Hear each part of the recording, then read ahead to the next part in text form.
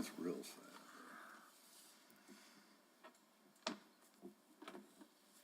So the iPhone went away, it looks like.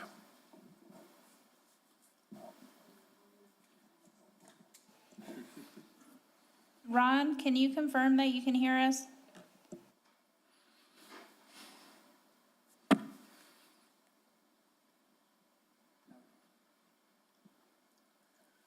Ron, Confirmation. Ron.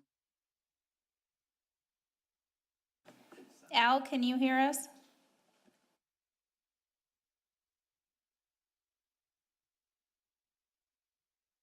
Ron, you're unmuted. Can you say something again? Yeah, it's not coming through. Al, could you say it again? Yes, I can hear you perfectly. Can you hear me, guys? Hear you. Ron? Ron, are you with us yet?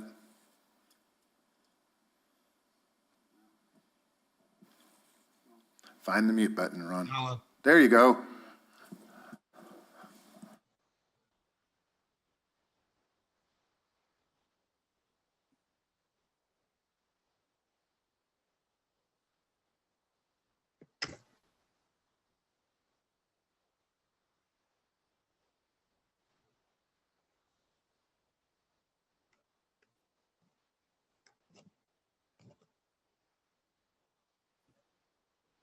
Alan, Yes, sir. Hi, Ron. can you hear me? Yes, sir. We can hear you. Can you hear me? No. No. Uh-oh. Hold on. It's Stephanie's fault.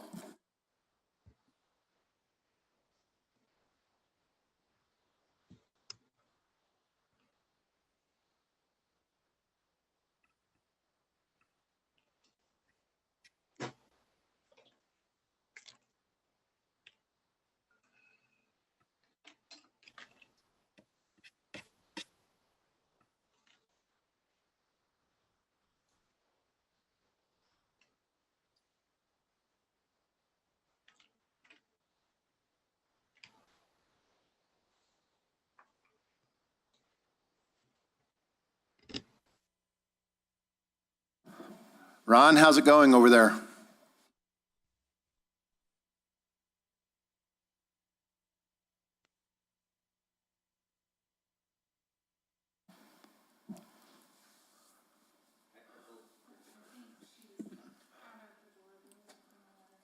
Ron, we can see you.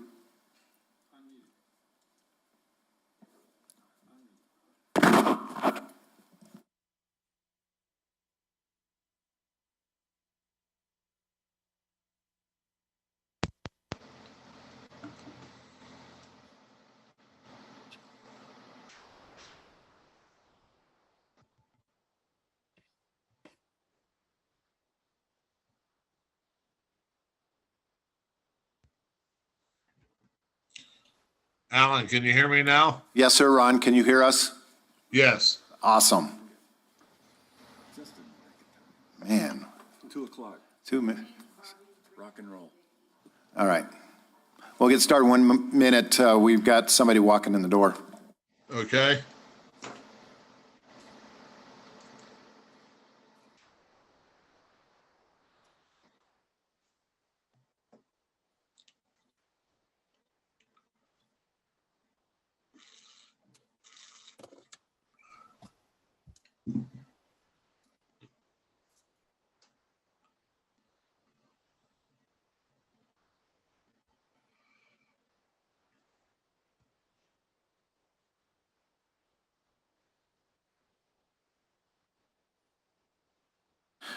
All right, ladies and gentlemen, we have a quorum. It is 2:01. We're going to call this meeting of September 6th Planning and Zoning to order. Can I have a roll call, please? Commissioner Briley? I'm here. Commissioner Byers? Here. Commissioner Michelina? Here. Commissioner Richardson? Here. Commissioner Williams? Here. Also present is Stephanie and Samantha for the Village of Ruidoso. You do have a quorum. Thank you, and Mr. Rigsby had some other engagements, so he's an excused absence as well. So, and then also Mr. Baugh. I'm sure he had a busy weekend. So, Stephanie, can we get a certification of compliance and resolution? I do certify that the properties and meeting were posted in accordance with section 2021-02 or 2022-01 and in compliance with section 5440 of the Village Code. Thank you. So next item on the agenda is fix Vicky's chair. We can switch one out. You got it? Maybe that's, Here, we're just gonna switch one. oh, good, thank you. I didn't take yours. No, Oh, yeah, mine's you did. adjusted just the way I traded. All right, next item is approval of the agenda. Did everybody get a chance to look at the agenda today? Yes, Can I get a motion to accept the agenda? so moved. Second. A motion is second. All those in favor say aye. Aye. Aye. Approval of minutes. That was 2 months ago. You guys remember what we did a couple months ago on July 5th? It was a short meeting. Does anybody have any comments, any questions? If not, can I get a motion to approve, please? So move. Second. I have a motion and a second for the minutes of the 5th be approved. Roll call vote, please, Stephanie? Commissioner Briley? Yes. Commissioner Byers? Aye. Commissioner McElina? Aye. Commissioner Richardson? Aye. Commissioner Williams? I wasn't here. Abstain? Abstain. Okay, she wasn't here, so she's not gonna, but we still have a approval. Number 5, public input. This is a section of the agenda where we allow people to talk to the Planning and Zoning Commission on items that are not on the agenda. Does anybody wish to speak to the commission about anything not on the agenda today? Seeing none, hearing none, going? Nobody? Next item. Next item are our public hearings, quasi-judicial public hearings.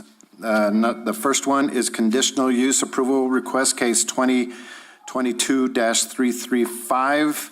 Samantha, you want to give us an update on this one, please? Yes, today we have Joe with us, I don't want to butcher your last name, I'm sorry, requesting approval for a multifamily housing development with the exception to the code. He'd only like to develop 3 units within the C2 Community Commercial District located at 605 Carrizo Canyon Road, Lot 5, Block B of the Carrizo Creek subdivision. Did you want me to go into it first? Or would you like to swear in everybody? No, let's let him give a presentation, then you can finish summarizing afterwards. How do you pronounce the last name? Ukidi? Is that you? You want to come to the front and tell us what you're doing? Before you sit down, though, I need to swear you in. Sir, do you swear to tell the truth and nothing but the truth? Yes, I do. When you speak, please make sure you spell your name for the record, please. It's Joe Urquidi, Okay, URQUIDI. very good. There's a Yep. typo. Okay. And sir? Mark Younger, I'm his agent, Okay. architecture. And you swear in too, right? I do. All right, gentlemen, tell us what's happening. What's going on with this case? You want to go first? Sure. Yep.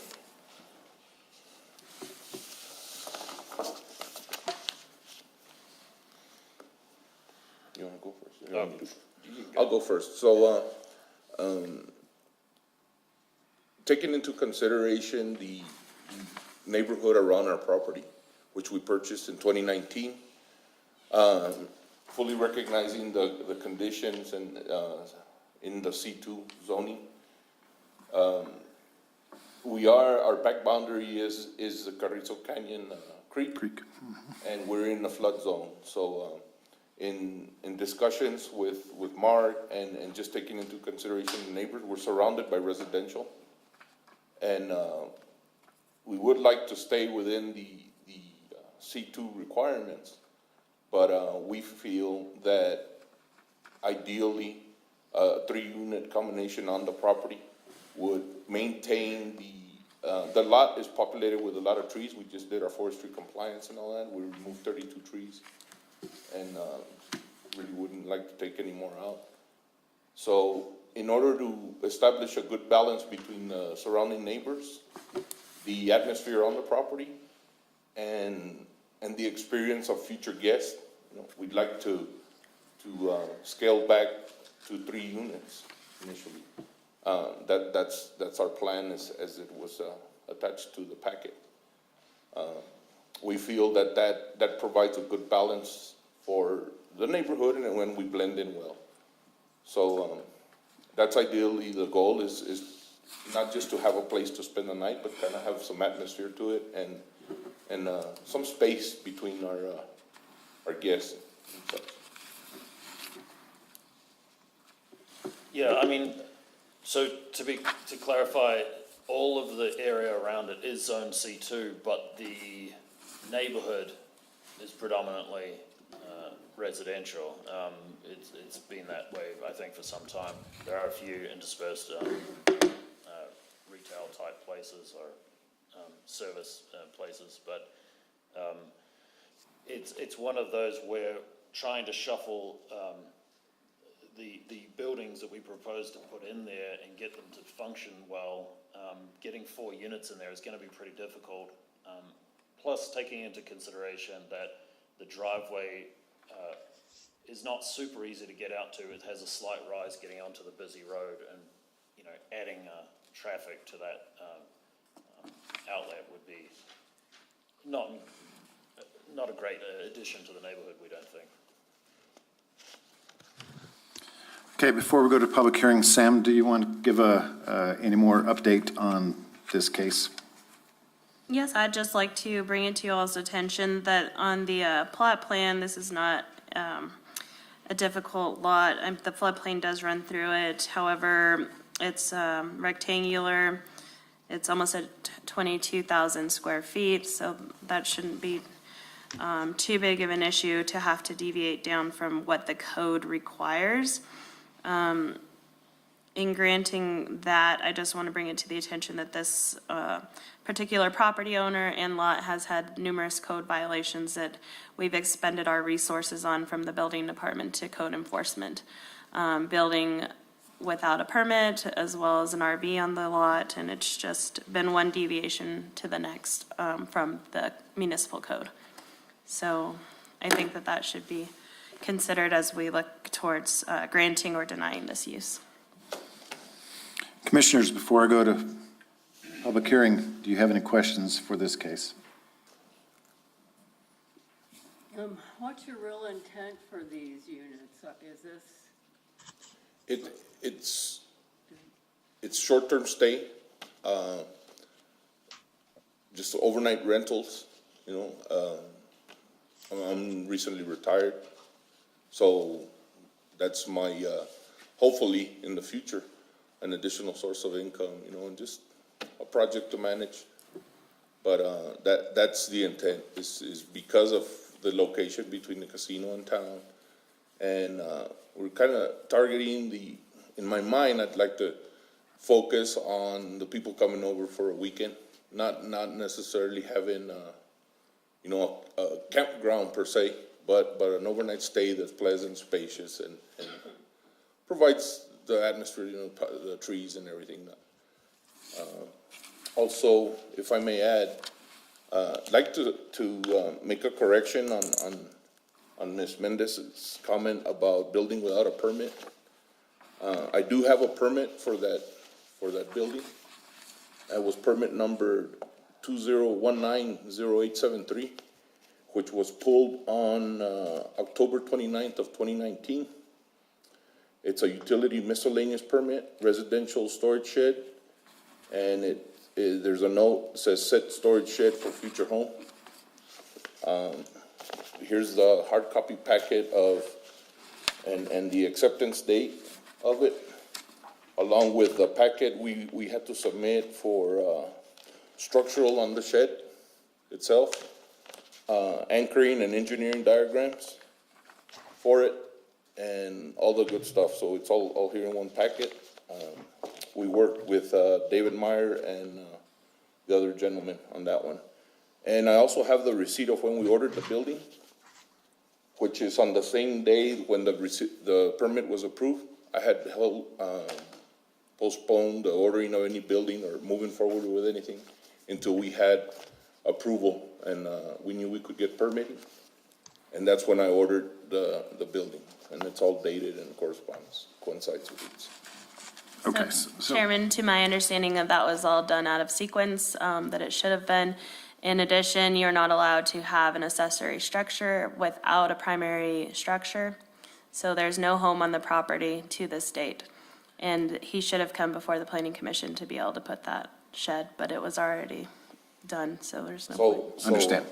Again, all right, I came here first and spoke, did my, not to the commission, but to the permitting department. And, talked to Mr. Myers and stuff and looked for guidance on what needed to be done, what was possible. And I was issued the permit, you know. As far as out of sequence, there was a lot of, from my initial contact to the time that the permit was issued, there was several communication about what needed, which brought us to the construction drawings for the building and the anchoring diagrams, and there was a delay in the certificate. But the building was not set till November, late part of November.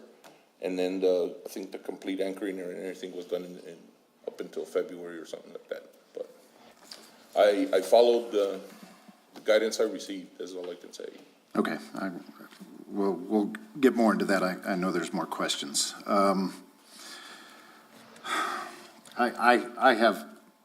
I'll let commissioners ask questions before I get my questions in. So, looking at this street view here, I see the camp trailer toward the back. There's a house to the right. That's not your house? No, sir. So you share the driveway? No, sir. So there's no driveway to the property? There is a driveway to the property.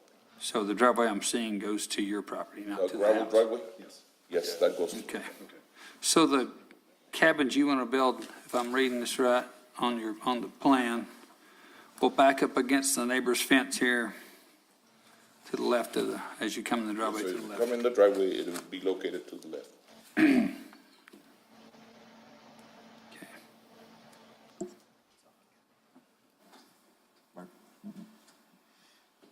Okay. Okay, well, he's thinking. So I'm trying to get scale here.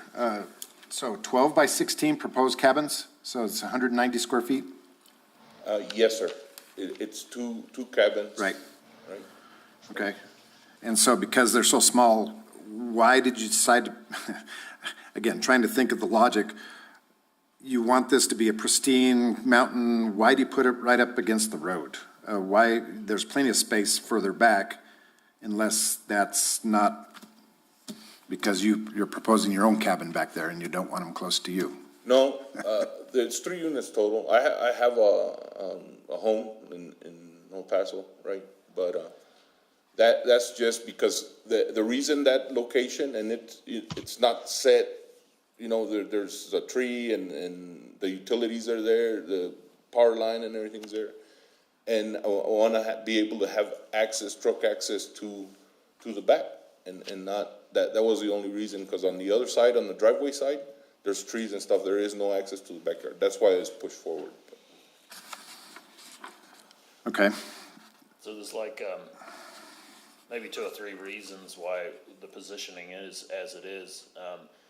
The primary one is the flood zone we've forced forward, and also the location of the existing trees, mature trees that we really prefer not to move. But then adding to that, there's really nice utility access to the position where those 2 are, which allows, you know, ease of construction. while still allowing that access down the left-hand side to the back.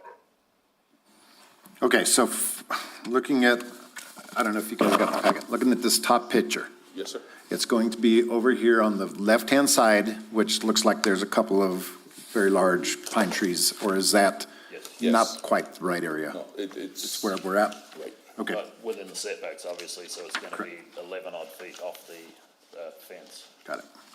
Okay.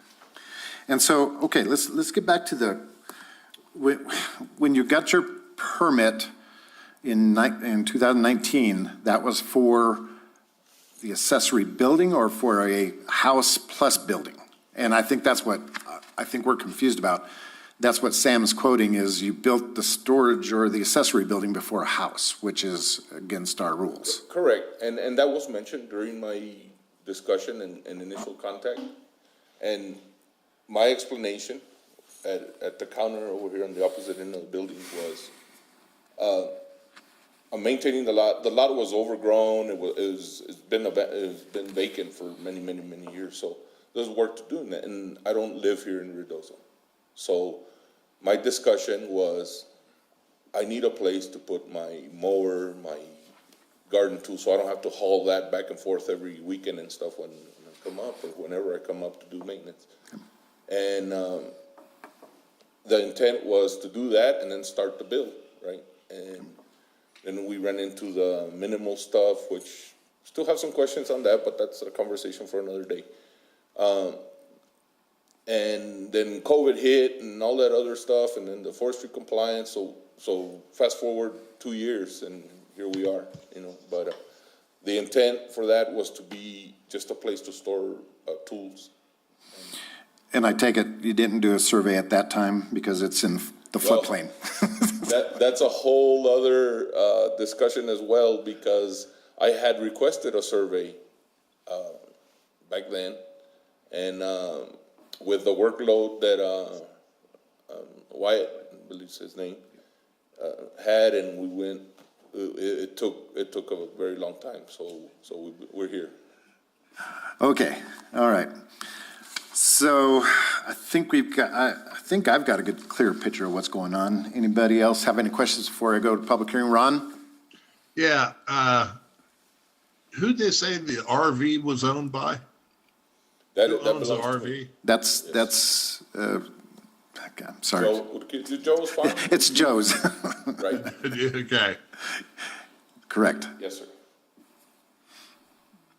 And you're proposing to put 3 cabin units along the left fence, correct?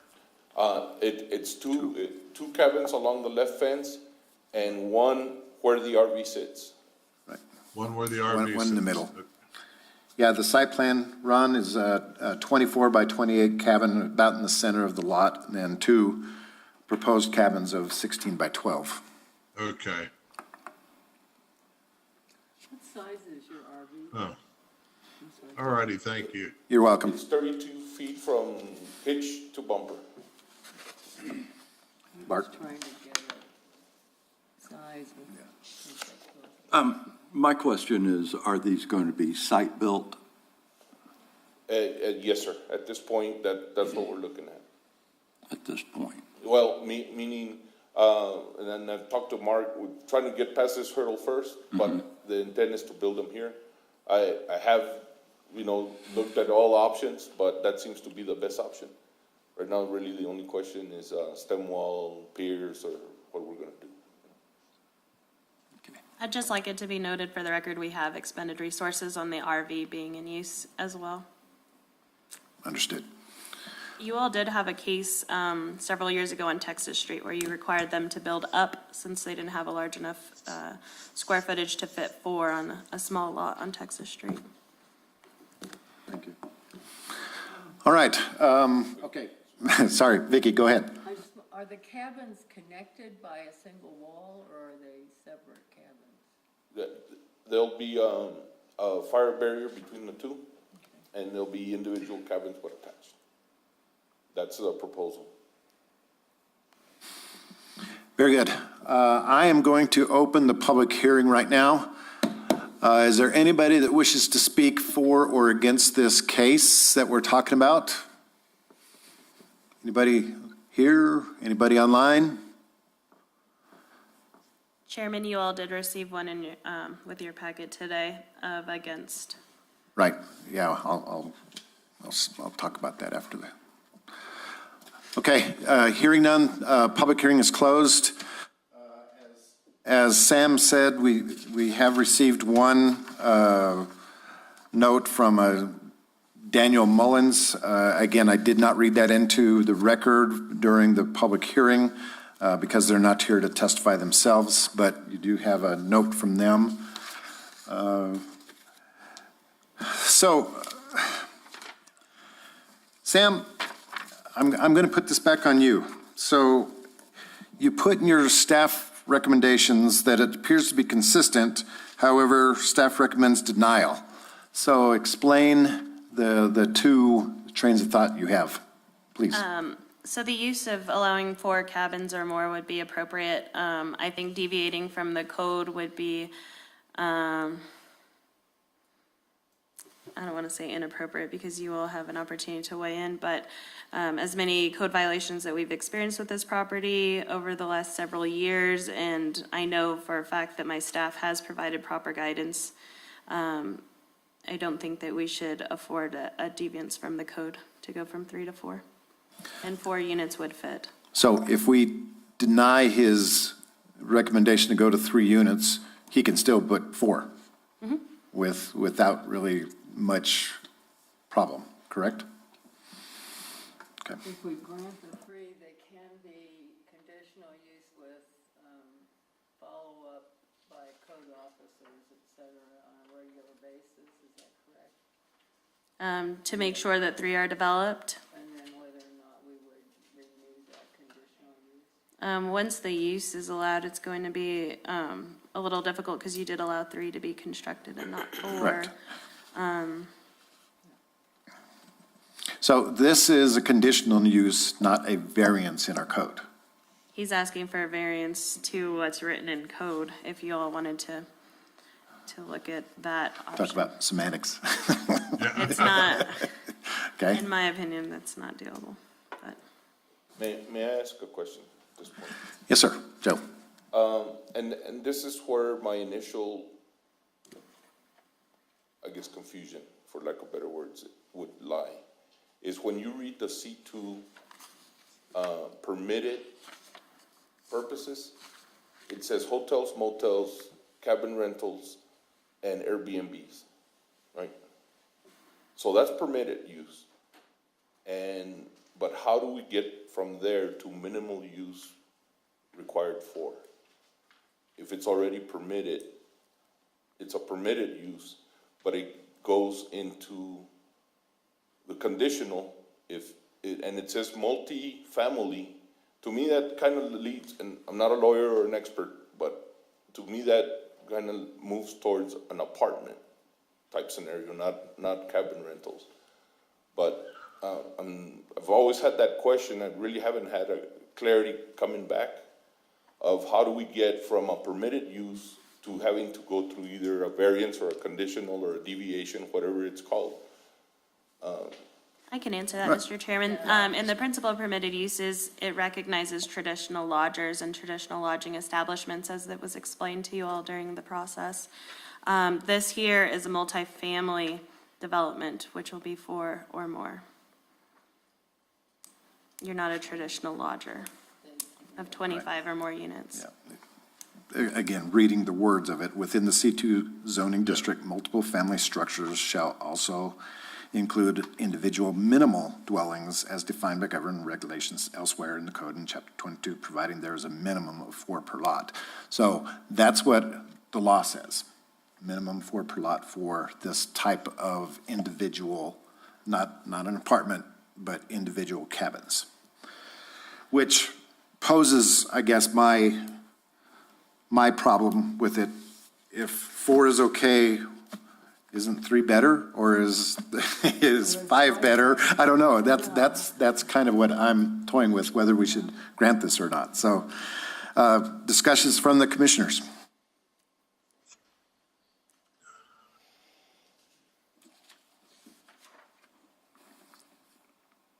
Why is the cabin in the middle so much bigger than the other two?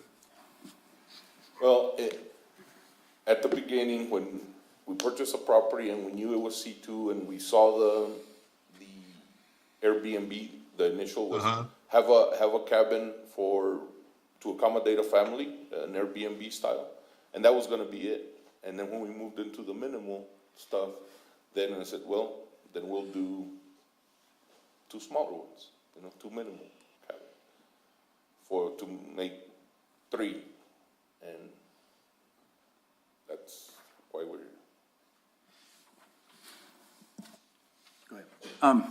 My conundrum with this is that I was sworn in to uphold the law, and the way it is, the way it's written, there's nothing that prevents 4 units from being built on the piece of property.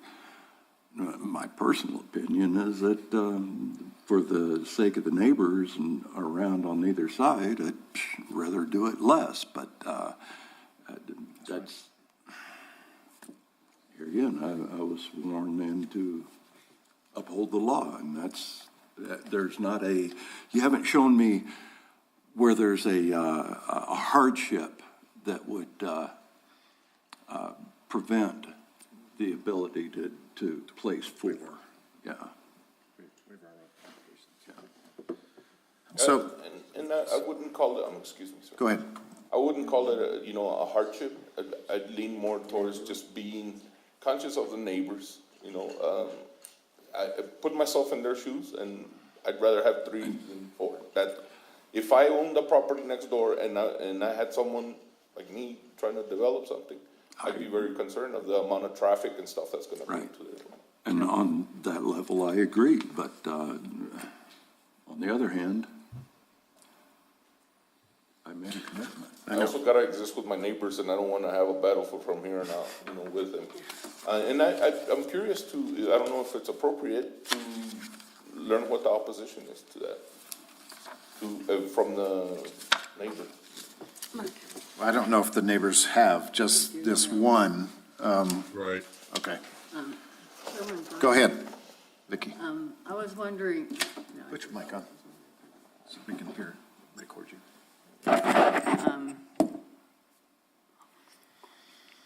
I know, the remainder of that area, although it's zone C2, is really R1, is that correct? I mean, there's single-family dwellings all through that neighborhood. There is, but there's still zone C2. I live up the street and it's C2, but I have a house. Right. Right. Which means I can put 4 dwellings on it pretty soon. Yeah, I guess you can.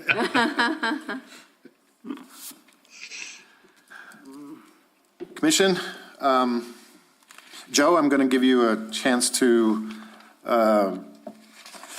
respond to Mr. Mullins, although it's not part of the record, so to speak. It pretty much lines up with my argument, is what I'm saying. Okay. I know Dan, and I respect his. That's exactly, if I was Dan, I'd be voicing the same concern. Very good. Commissioners, this is a tough one. What do you want to do? May before you render a decision, may I add just a final comment on my behalf? Go ahead. I'm kind of uncomfortable with the implication that I'm a code breaker or have violations that go unaddressed. My whole purpose of wanting to be part of Ruidoso is becoming part of the community and follow the rules. I will seek guidance and permitting and everything they need. I'm not here to break the rules and do stuff. I want to be part of the community, not be that guy who comes in from the outside and blows the neighborhood apart. Yeah. Which I'm sure you deal with a lot. Understand. What's the pleasure of the commission? Can I make one other comment? Oh, go ahead. I don't know if we've looked at any kind of traffic situation for that area, but the egress from Carrizo Canyon Road is really problematic for traffic, I think. Increasing that would not be ideal. Preferentially, again, 3 rather than 4, I would say, if you're going to permit it. Understand. And yes, I drive it all the time, and it's very busy yesterday. Yeah. And the day Yes, before. and it gets dangerous there at that Yes. Y intersection. Dangerous everywhere on the way. Yeah, I know. Yeah, the town was busy Everywhere. this weekend. Commissioners, what's their pleasure?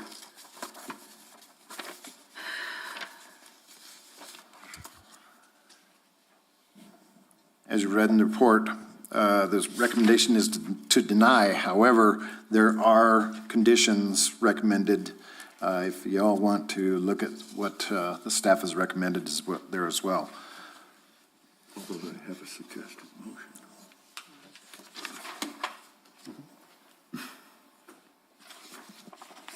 Well, it still comes down to whether he's going to develop 3 or 4. So, Right. Well, and I think what staff has concluded is there's plenty of room to put a 4th, which means we don't have to deny the code requirements of minimal of 4. Because if you put 3, they're actually going against our code, but there's plenty of room to put another 192 square foot cabin in that area. And so I understand the conundrum that we have here. And again, it's it's up to the commission. What do you guys want to do? I'm kind of with Bart on this. I mean, as unpleasant as it may seem, I mean, our job is to uphold the law. So this is a tough one. Yeah, we have more to go today. Thank you. I should have stayed at my doctor's. Would this be something that you would consider the health and safety of the neighborhood as part of? Because in that case, the traffic flow and the extra development could be considered as part of the law and a reason that you would approve this. That is correct. They can consider that, whether one more unit in that thing constitute such an additional traffic impact that we have to consider the health and safety, welfare of everybody. And I don't think you want to go through a traffic study to determine that.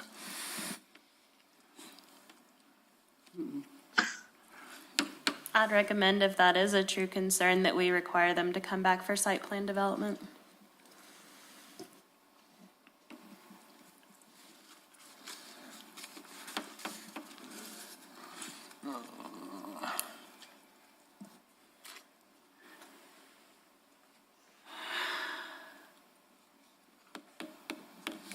So, Sam, the way I'm understanding your recommendation, it's consistent with the code if they're putting 4 units in.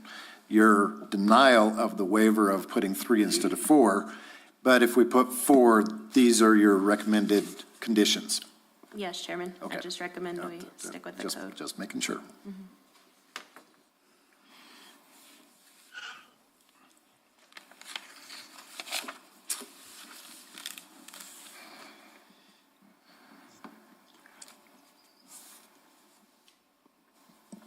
Question, Yes, sir. since there hadn't been a motion made. What is your objective to putting 4?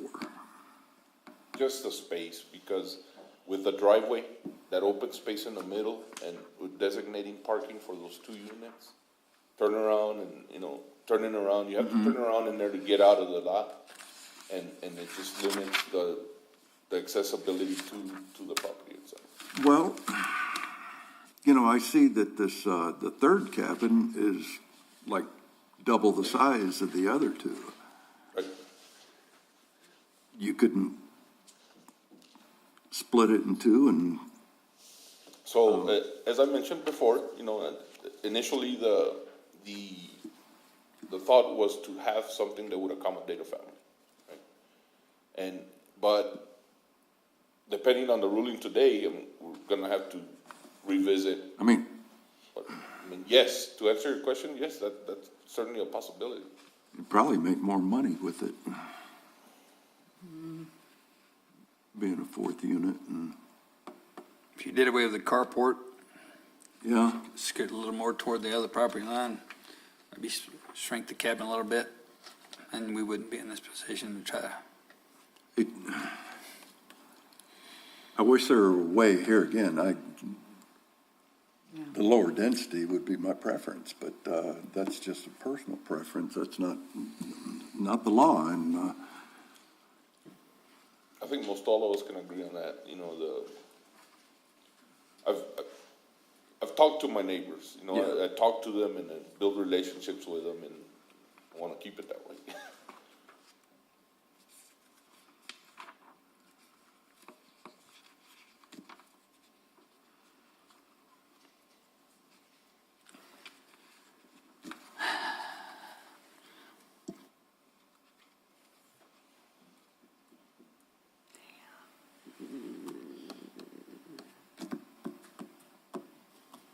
You would just make it easier on us if you had four. That's all. It would. Well, all of us prefer 3. I mean, Yeah, that's right, we're there. obvious, you know, but May- how do we may I get chime there in? legally from here? May I chime in? I hope you can hear me. Yes. Who is this? My name is Caroline Utkithi. I'm Joe's wife. And I apologize that I wasn't able to use the etiquette of being able to say anything during the openness for the public. I am a school teacher, so I was busy with my students, but I have been able to listen. If I may have the opportunity just to say a couple of words, may I do so? If we swear you in, please. Yes, please do. Do you swear to tell the truth and nothing but the truth? Absolutely, sir. Yes, sir. And state your name for the record, please. My name is Caroline Utkithi, Urquidi. Carolyn, go ahead. You're going to be part of the applicant process, so we're still in discussion, so go ahead. Thank you, sir. I appreciate that.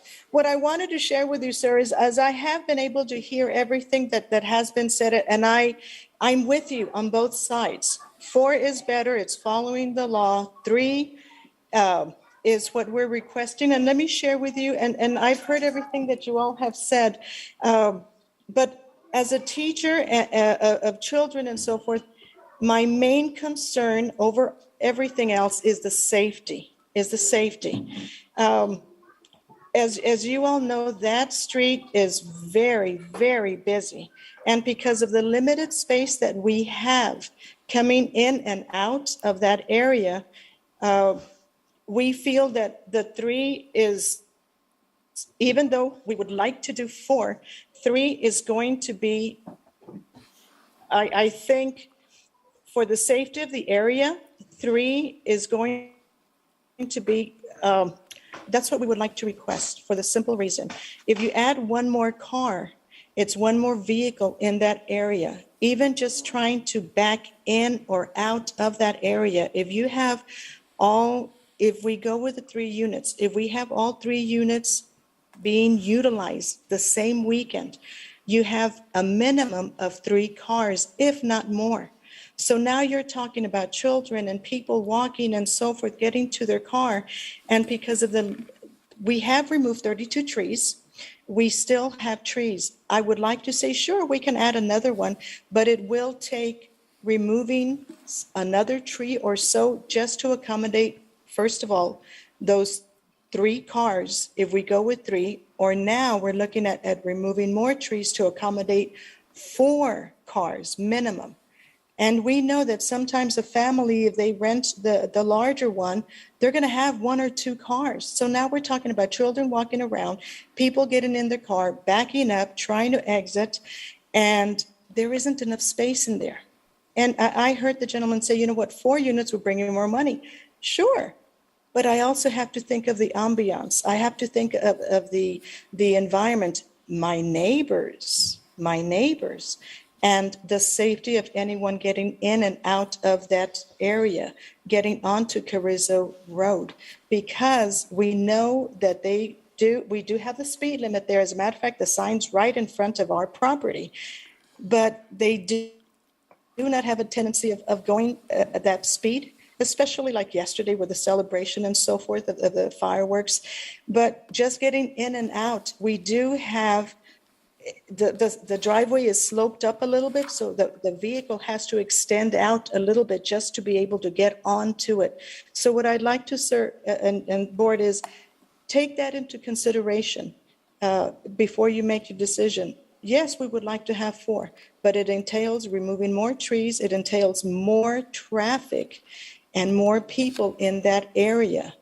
Just trying to back cars up, parking, even though we will have a designated area for that cabin or that area, I do not want to run into, in the future, that we had an accident because they didn't know another car was parked that close or a child was walking around. That is our concern. So I would really like for you to think about that as well. The safety of coming in and out, and of the little ones enjoying the wildlife that is there, enjoying the creek as well. That's one thing that I would like for you to consider before you make your decisions. I'm with you. 4 is good, but I have neighbors at RC too, but they have a home there.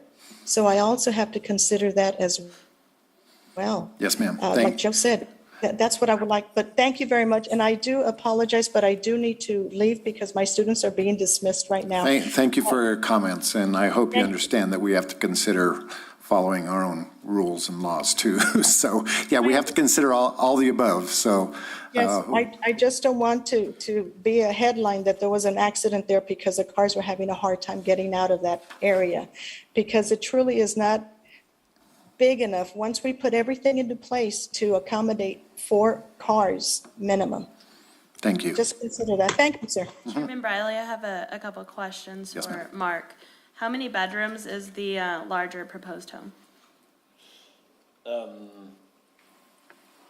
plan is undeveloped at this time. At the moment, we're looking at 2 bedrooms, basically. Most likely, we're looking at 2 bedrooms. And those small cabins are 1 bedroom each? Studio-type apartments, or studio-type cabins. So if you broke the larger home into 2 cabins and they were 1 bedroom each, so you'd have the same amount of parking that would be allowable per our short-term rental ordinance? Right, 1 car per bedroom. right. So if you had that larger cabin, a 3-bedroom, you'd have more cars. Right, but, So I it'd be mean, more of an those impact. rules aren't enforced very well. I mean, we had 3. The rules aren't enforced very well. We understand. And to everybody's comment, I live right across the street from Rainbow Lakes RV Park, which has the traffic going in and out, back and forth, big RVs back and forth every day. And so I've only once in the year plus that I've lived there seen one accident. And there's kids riding bicycles and skateboards back and forth, back and forth. And so, yes, there's a lot of traffic. There's a lot of residential, but there's a lot of commercial traffic there too. They put up a speed limit radar sign just to the south of this property. And I don't think it's affected the speeders at all. And so that's just my neighborhood comment right there. That would be my neighborhood comment about parking at nightly rentals. What's the pleasure of the commission?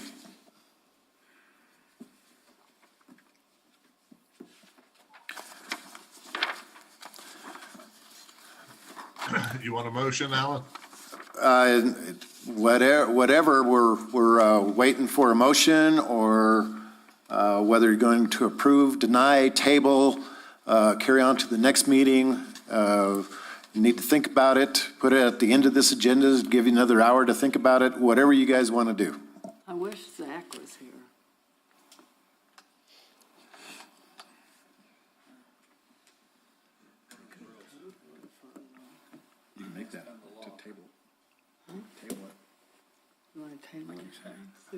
She's asking about legal representation, and our attorney is not here today. And if the commission thinks they need legal interpretation, we might have to table this. So that is an option as well. If that's a possibility that you might get approved rather than denied, would that be acceptable to you to wait another month? Yes, ma'am, whatever due diligence we need to do to get it Samantha, right. can we put him back on next month? If that,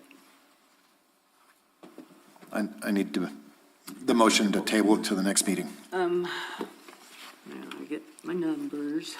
Wait a minute.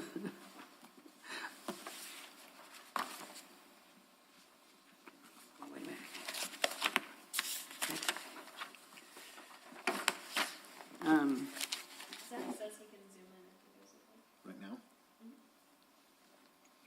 Okay, let's give us a couple minutes and get our legal representation on Zoom. If you guys just want to hold on a second. Sure.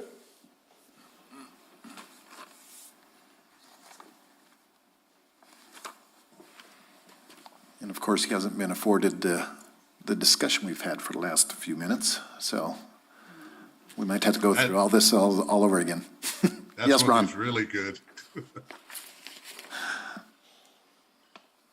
We have faith in you, Chairman Briley.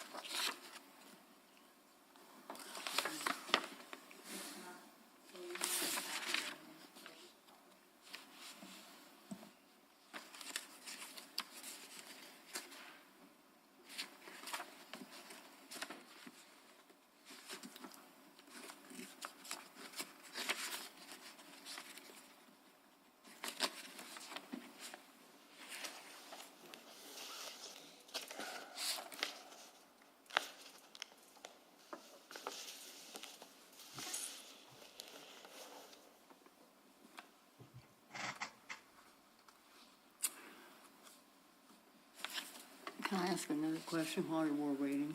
Sure. So what we're going by are the zoning requirements that we placed on conditional use, right? I don't understand the Did question. we do the zoning for this?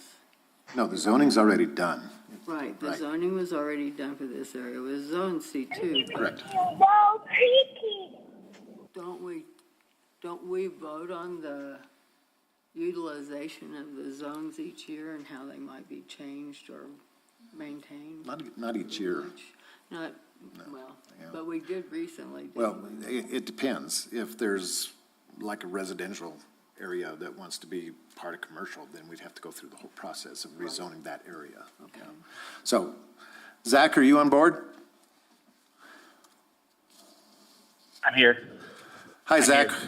We are on our first case, planning and zoning, and it is case 22-3-5, deviation from the code for 3 dwelling units.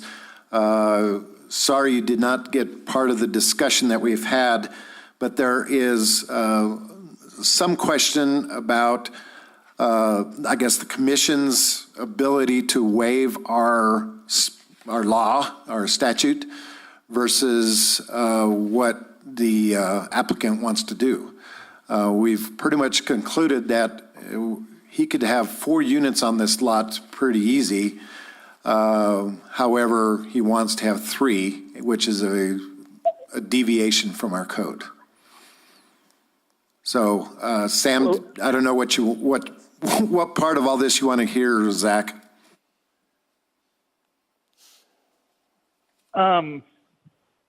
What does the code say, and what section of the code is it?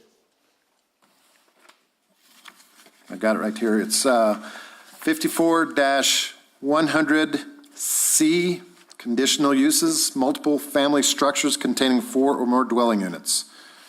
With the C2 zoning district, multiple family structures shall also include individual minimal dwelling units as defined and governed by the regulations contained elsewhere in this code in Chapter 22, providing that there is a minimum of 4 per lot. That's what we're getting hung up against. He wants to only put 3 individual Code says dwelling 4. units. I don't see how you get around that. I mean, have you guys reasoned your way out of that requirement? No, just that 3 is less than 4. That's the only thing we've come up with so far. Yeah. The remaining I think of it's a very- that, the remaining, that? I'm sorry, the remaining of that neighborhood is C2. However, they have lived as an R1 area, so single-family dwellings on the remainder of the properties around there pretty much. And that has affected some of it. It's on Carrizo Canyon Road, and there's already quite a bit of activity from the RV park, traffic-wise. And so we were thinking about health, safety, and the remainder of the area as well, keeping it consistent with the community. Hi, Zach, this Not is, being consistent with the code. yes, in the first 30 minutes of this discussion, we were going over the numerous violations that my staff and code enforcement has had with this property owner and property over the last few years. And there are single-family homes that have been established, but this individual would like to have a development of 3 homes on it that will be rented as short-term rentals.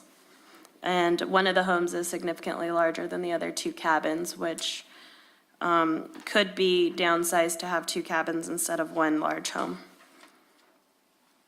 Can I ask one more question? Go ahead, Vicki. I was wondering, how did they build in a CU or a C2 area zone and build only 1 house on each lot? How did they get away with that? There's been several annexations from the county. If you'll notice on the site map, the land to the east of this property is still county. Right. The other side of Carrizo Canyon is county. So through annexation, this has been already pre-established. Right, this whole strip was county, and when I was here back in the Stone Ages, we annexed that whole area, and we accepted what was there was there. So, Zach, I'm hearing you give clarification to the commission that we should not violate our code. My advice is that you don't violate the code,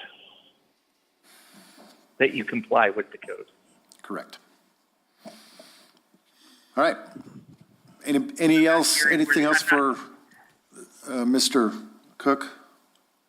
Can I ask Sam a couple of questions? Go ahead. Sam, are you there? I'm here. Okay. Sam, is there anything in the ordinance that gives on this particular application that gives the commission discretion to lower the number of houses, to do what the applicant wants to do? No, they could consider like a hardship of the land, which this is almost a perfect rectangle. There's a small strip of the floodplain that runs through the backside of the lot. But And what you're referring to is that it would be an application for a variance. Yes, but they don't even fit that. They could build up as opposed to having units side by side. If they have that larger home, then they would be allowed more parking capacity based on the number of bedrooms that they fit into that home. So I don't see anywhere that it says twice in there, a minimum of 4 per lot. Yeah. I don't see how you can get around that. So that doesn't change anything that I've said previously, Mr. Chairman. But Okay, I mean, hold on. in, what is this, section 54-100-C2 Community Commercial District. At the bottom, it says, Planning Commission may grant, and you highlighted it, Sam, may grant the application by motion imposing such conditions and safeguards as it may deem necessary, or may deny the application. So, I don't I guess I don't get why we couldn't. Variance is typically granted due to hardship. There's no hardship. Right. That's where we're at. Right, we're really not going after a conditional use, we're going after a denial of our Zoning, code. right, Correct. zoning code. And then just keep in mind, variances are granted for hardship due to building and cannot be granted for uses. For what? Oh,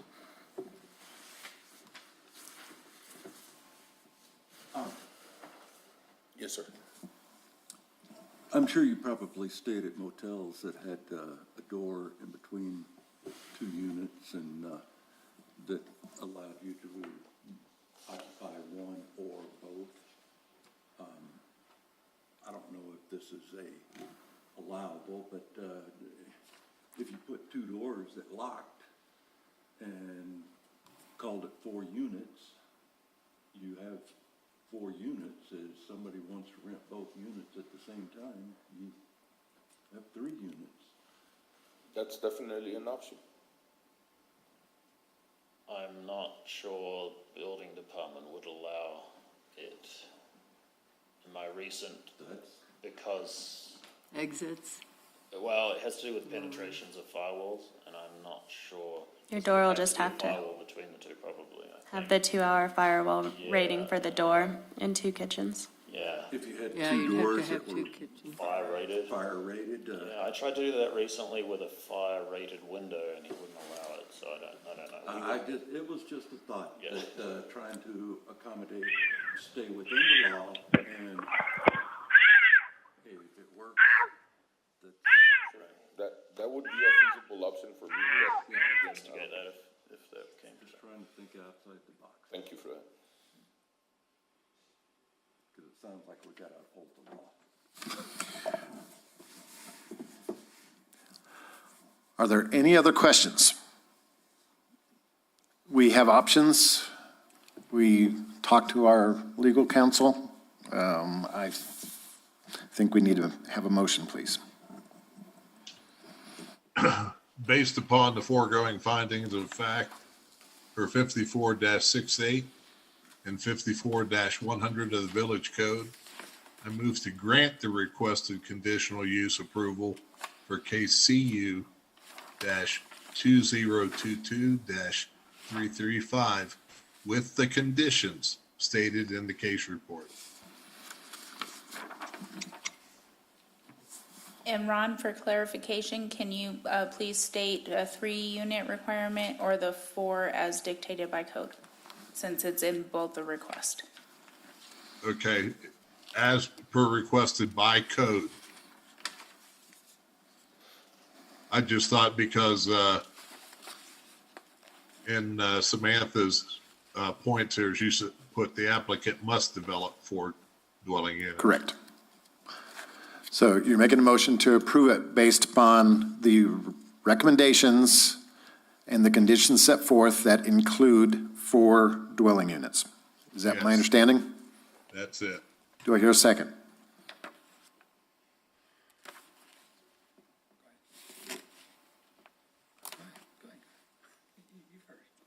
Second. We have a motion and a second, and I'm not going to ask if there's any more discussion. So can I have a roll call vote, please? Commissioner Briley, Yes. Commissioner Byers, Aye. Commissioner McLean, Aye.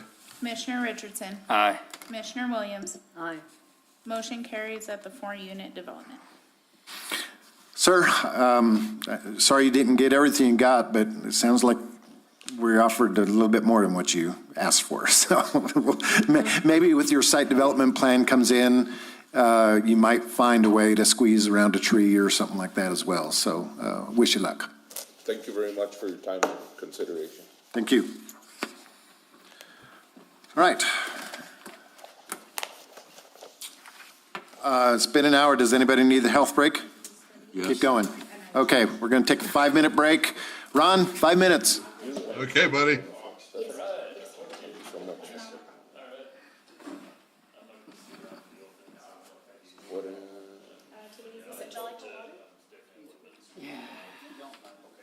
Oh, you know what, I have mine, never mind, I brought it. I usually end up leaving it, so.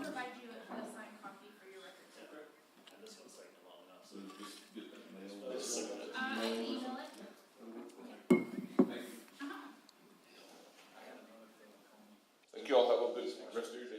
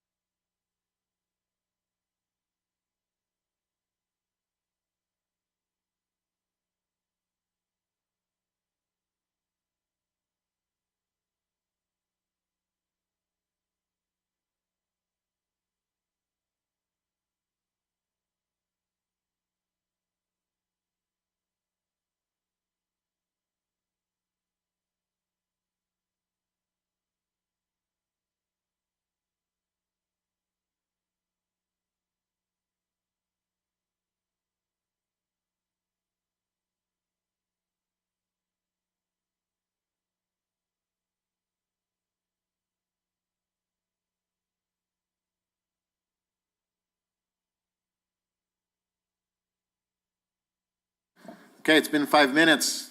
Is everybody ready? Get back here? I'm, what? 7 what?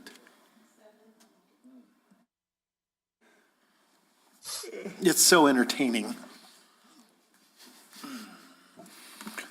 Ron, are you back? I'm back. Very good. I'm going to go ahead and unrecess. Let's go ahead and get back to the public hearings.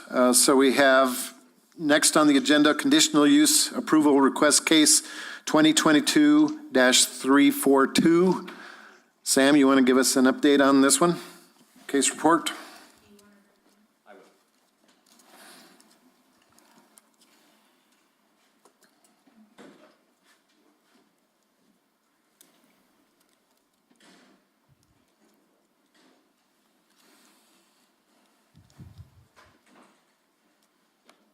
Okay, thank you, Chairman. Our next case is Munchie's Cannabis Dispensary here requesting approval of manufacturing for a Class 1 license to expand their operations to include the assembling of pre-rolls within the regulations of the RLD's Class 1 license for cannabis in the C2 Community Commercial District. Their address is 1715 Sudworth Drive, Lot 1, Block 9. Or it's blocks 9 through 5, sorry. And Okay. Applicants here? Yes. All right. Al Adebo? Let's go ahead and swear everybody in that wants to talk about this. Raise your right hand, please. Swear to tell the truth, but nothing but the truth. Okay, before you talk, I need you to identify yourself and spell your last name, please. Have a seat. My name is Al Adebo, last name Adebo, founder, CEO of Munchie's Cannabis here in Sudworth. Very good. Thank you. Gentlemen, state your case and explain the difference between extracting and manufacturing, please, because I don't understand it. So manufacturing is very broad, and the way the state divides them into 4 different categories. So there's a Class 1 manufacturing, a Class 2 manufacturing, Class 3, and Class 4. A Class 1 allows us to make pre-rolls, which is just, break down the flower and put them in little papers that people can buy as singles compared to buying loose flower. A Class 2 allows you to make edibles and topicals. Class 3 allows you to extract, and Class 4 is the highest level of extraction. We plan on getting a Class 1 just so we can make our pre-rolls, because we found out the market likes to buy single pre-rolls compared to buy bulk flower. And it's just the market here in Ruidoso. People like affordable medicine. So pre-rolls are just what's going to help us get the public what they want. Okay, so you mentioned medicine. So this is medical or is this recreational? Recreational. Okay, thank you. All right, so my next question, my only question really is, this is in that shopping center, correct? Where Domino's is or was? Yes. So do you own the building or are you leasing? Does the owner of this have anything to say about what goes on in their mall? Yes. Betty Beecham is the owner, and we're leasing currently. We're on a 5-year lease with Betty, and she's on board with it. As long as the city's good with it, she's on board with it. Okay, do we have anything in writing from Betty? I believe she signed their application. That's what I'm, Yes. yeah. So her signature acknowledges what was going on. Okay. All right. So the last case was about an hour, so I'm sure that this will be a little bit longer than that.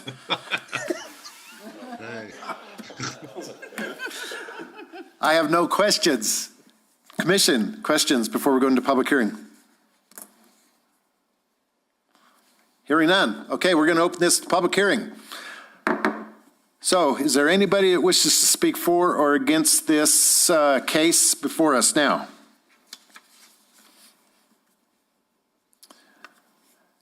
Seeing no audience, raise their hands. Nobody online raising their hands. I'm going to close the public hearing. Commission, questions, answers, motions, what would you like to do?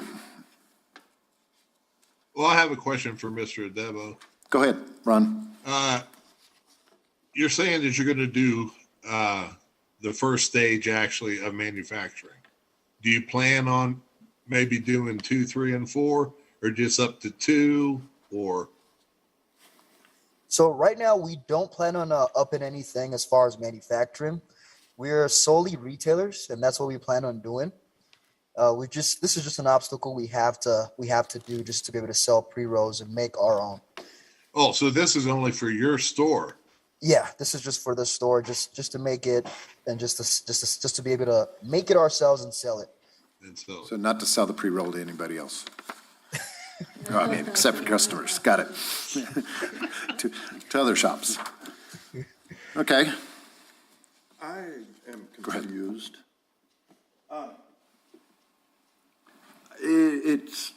Are we actually granting a license here? No, it's specific for the use to manufacture cannabis, only under the Class 1. He has a Class 1 already, correct? No, No? Okay. this allows us to apply for the Class 1, because the state requires that the city. You Yeah, want the us to state- grant you yeah. the permission to apply? Exactly. Okay. Exactly. Does this kind of emit any kind of odor, needs to be vented out of the building or anything? No. Okay. This is such a small scale because we're just making pre-rolls. So really, we're not even going to be buying that bulk of product where it can smell, to the other neighbors or even outside of our door. And our space is about 4,000 square feet of space that we currently leasing. So we have so much space where it wouldn't even make a dent at all to have one person just make pre-rolls every other day. I have a question. So it'll just be done, are you going to add additional staff to your operations, or do you just roll it as they order it? So we possibly will add additional staff just so they can focus on, the breaking down of the flour and packaging it into pre-rolls. But probably just 1 or 2 people for that.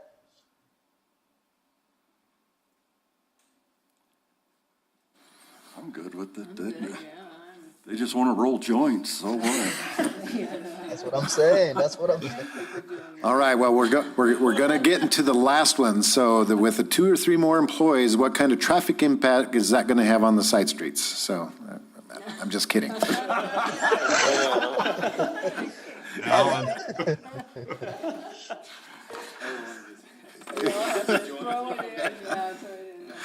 Can we do 4 instead of 3? Pleasure of the commission. Mr. Chairman, Yes, ma'am. I move that, based upon the foregoing findings of fact for 54-68 and 54-100 of the Village Code, I move to grant the requested conditional use approval for KCU 2022-342 with conditions stated in the case report. Second. So we have a motion and a second. Have you looked at the recommendations that was in the motion?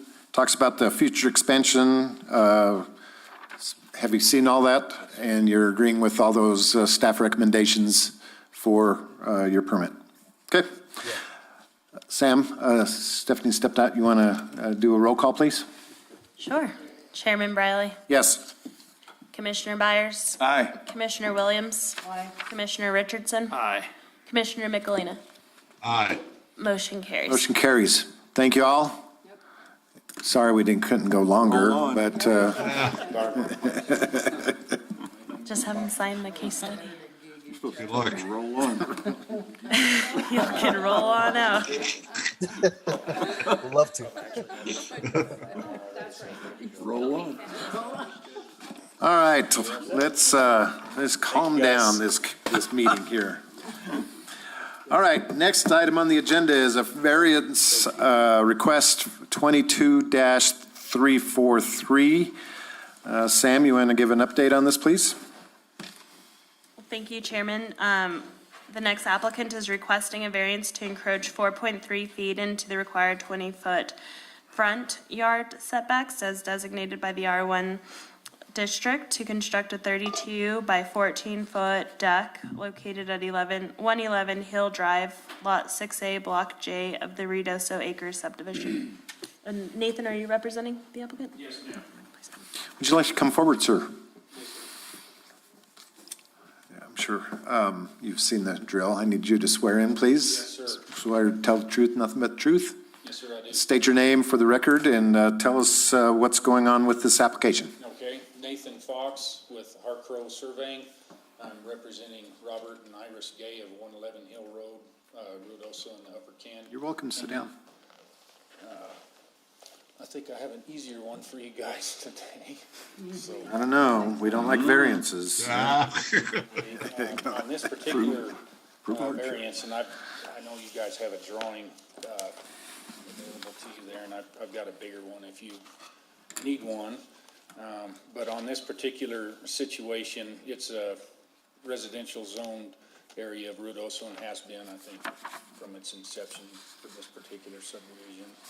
And this residence has been in existence for a long time, and the family that owns this property is wanting to develop it a little bit further, just to improve it. And so the site plan that we put together for them shows the proposed addition on both the east and west side. What's in question really extends to the north, which is to the front side on Hill Road. And on the west side of that property, they've got a deck that's going to come out 14 feet from the proposed residence. So it's going to come out there's a 6-foot living room addition that's going to come out from the proposed existing structure, and then 14 feet proposed deck. So on the west side, it would encroach into the front setback 4.3 feet. On the east side, it would encroach into the existing setback 2.2 feet. But the truth of the matter is that there's existing stairs that have been part of this property for many years that are shown on this same exhibit. The proposed deck is not going to encroach any further to the north than the stairs have for many years. So there should not be any impedance to traffic or snow or anything, of that nature that would cause a hindrance. No variance to zoning or additional traffic or anything of that nature whatsoever. So really our purpose in this whole thing was just to provide a site plan that showed the architectural proposal for the client on a drawing that we could propose to you guys so you could visually see. And I'm happy to answer any questions that you guys might have pertaining. So from the site plan, it looks like there's an addition, and then the deck is the only thing that's going to encroach, correct? That is correct. So there is an addition on the east and west side of the existing structure. It doesn't encroach into the setbacks. So we've been provided a picture. I'm assuming the steps there are the steps right next to the deck, according to your plan? Yes, sir. Got it. That is correct. Okay, looks like kind of a driveway right there. That's not a problem to the owners, building into the driveway? No, that's not a concern that they have at all. The parking, they're not going to impede their own parking. Good. Commissioners, question? Is the reason that this had to come to us because it's a C2 or Because it's an encroachment. No, well, what I'm reading here is on page 8 of 10 on their deal, at the top, under exceptions for encroachments, height limitations, it says covered decks, porches, breezeways, and R1, R2, M1, and M2 may extend into the front yard but not more than 15 feet to the front line property, which would mean they wouldn't have to get a variance. You're not enclosing this, are you? It's a covered deck? No, ma'am, this deck, to my knowledge, is not going to be covered. It's going to be an open deck. It's an open deck, Yes, ma'am. so. Chairman Briley, if I may, during the application process, the applicant did express to us that in the future they may consider enclosing. So we But told then them, they'd have to come back, wouldn't they have to come back to get a permission to do that if they did? well, if they have permission to encroach, they would just go for a building permit, since they're already in the setbacks with it. So the variance will be for current and Yes. future? Well, yes, Yeah. that's right. They would have to come back and reapply if you wanted to enclose it. That would be part of the Conditional use. approval, yes, because otherwise, but you don't have everybody with a deck that may or may not enclose it in the future, being denied because it's open now. Right, that It's an sounds open kind of. deck. I don't get that concern at all. Yes, ma'am. And I don't see the, if I may, I don't see the proposal to, if they do decide to enclose the deck at a future point in time, causing a impedance to traffic or anything else, because as you can see on the picture, the property does slope to the north. I mean, it slopes from north to south, so there's no opportunity to build behind the structure at all. They've got a retaining wall built directly behind the home as it is to keep the hillside from, collapsing onto the house as it is. So the deck would be, I don't have a dimension for that, but some distance of elevation, from the driveway itself. So enclosing the deck wouldn't cause any impedance to traffic or Right. whatsoever. I think her question is because of number 6, did we even need to hear this? Because it is within 15 feet of the front. And so that's what she's, I guess, getting at is, yes, it's an encroachment. However, this, as long as it's, covered decks, porches, and breezeways, blah, blah, blah, may extend it to the front yard, but not closer than 15 feet, saying it's less than 15 feet, so, or it's, greater than 15 feet, so. Just question, that, she brings up a good point, and I'm not sure how to interpret that. I agree, Commissioner. That is the case. However, the applicant did express that they planned on enclosing it in the future. So that's why we advise them to apply for a variance now instead of. Okay, so again, variances based on hardship. What is the stated hardship on this one? Chairman, if I may, the backside, the rear side of this lot is unbuildable. It's just mountain, like you said, the hillside's right there against the home. So they had to go into the front. But it looks like it's a 14-foot. It's a 14-foot deck, which means you go a 10-foot deck and still stay within the setbacks. My question of why the hardship?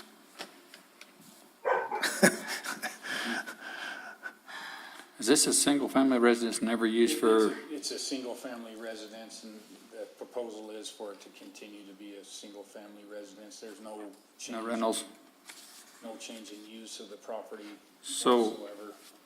All these additions being made, are those more bedrooms? Are they more bedrooms? I mean, how many bedrooms are this In house? addition to the west. Yeah, the new additions. The new additions to the house, I'm seeing proposed additions there. Are they bedrooms as well? The reason why I'm asking is this deck is going to take up a lot of the parking.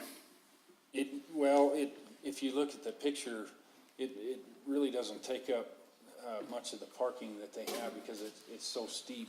It doesn't encroach any further to the north than the existing stairway itself does. It's coming out though over that gravel parking lot. That's what it's showing in the drawing I'm saying, so. So any of the parking that looks like it would be impeded, the deck is going to be so far above where the top of the vehicle would be that it wouldn't impede. Okay. It's going to be, probably 8 to 10 feet above the natural ground profile. So the top of any, pickup truck or whatever would easily fit right underneath that deck. So it's just not going to be an impedance in that regard whatsoever. Any further than the existing stairs that have been there since probably the 1960s have been an impedance. If you move that deck over to the other side with the existing stairs, or there wouldn't be any problem either. I mean, that would be really up to the, the Wouldn't be an architect and encroachment. whatnot, but, on the west side, that proposed addition, they're gonna put a mudroom and bathroom, just for your information there. I was just asking, make sure in the future, short-term rentals are a thing here in the village now. Yes, sir.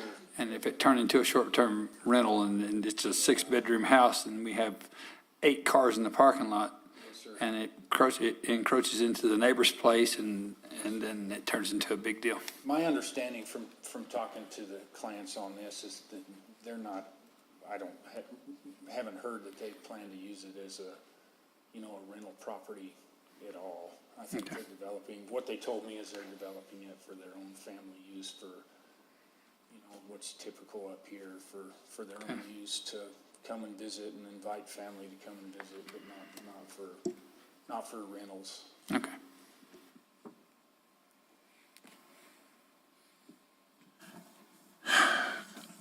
Any other questions before I open it up to public hearing? Ron? Not yet? I'm good. Okay. We're going to open this case for public hearing. Is there anybody that wishes to speak for or against this variance encroachment?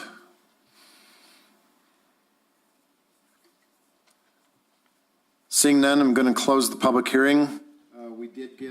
We did get one response saying that the neighbor, I guess, has no problem with this variance and supports the approval. I guess I just need to remind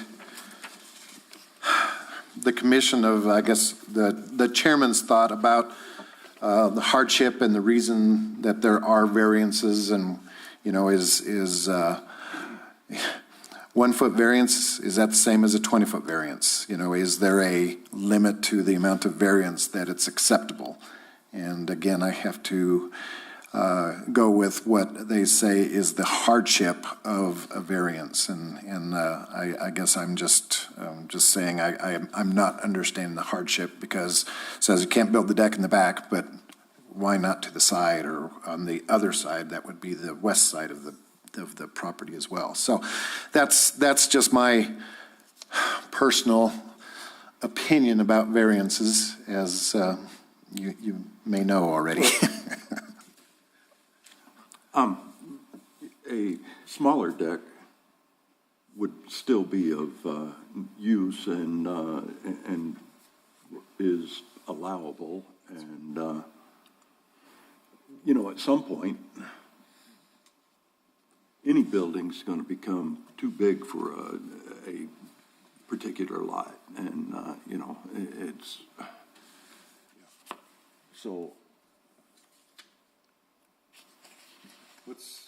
It's the pleasure of the commission. If you have no other questions of the applicant, what else do you have?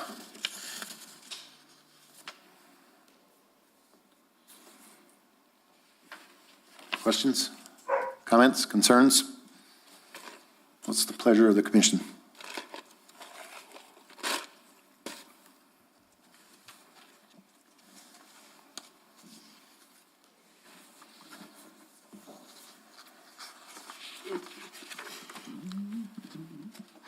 Chairman Briley, Yes, ma'am.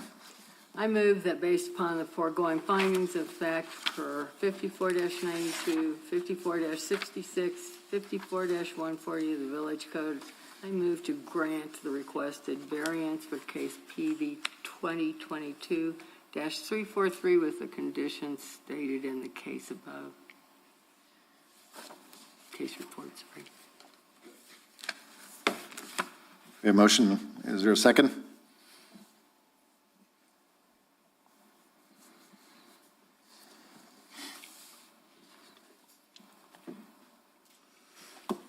I'll second it.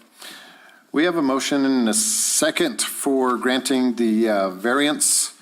Can I get a roll call vote, please? Commissioner Briley, No. Commissioner Byers, Aye. Commissioner McElina, Aye. Commissioner Richardson, No. Commissioner Williams. Aye. So it, That's tied. no, That's a tied vote. right. Well, because it's required of 2/3 of all of us here, and 2/3 means one of you all had to change your vote. So, So it make sure my math is correct. 2/3 of those present must vote in favor of this variance. We've had 3-2. What's the math? Come on. Come on, I gave up. Was she a blackjack dealer at one time? No, 3 did, that one carried. 3 positive. Yes. 2 negatives, okay. Yeah, sorry. Yeah, motion carries. 2/3. 3 positive, 2 negative. All right, I'm checking my math because there were 2. So they got their variance. And for the record, my no vote was because they did not prove hardship. Mine as well.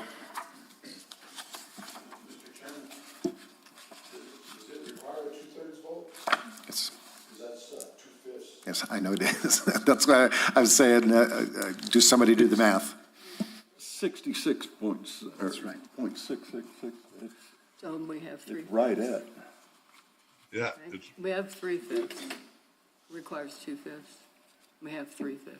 Affirmative vote of 2/3 of all the members of the planning zone present. 2/3.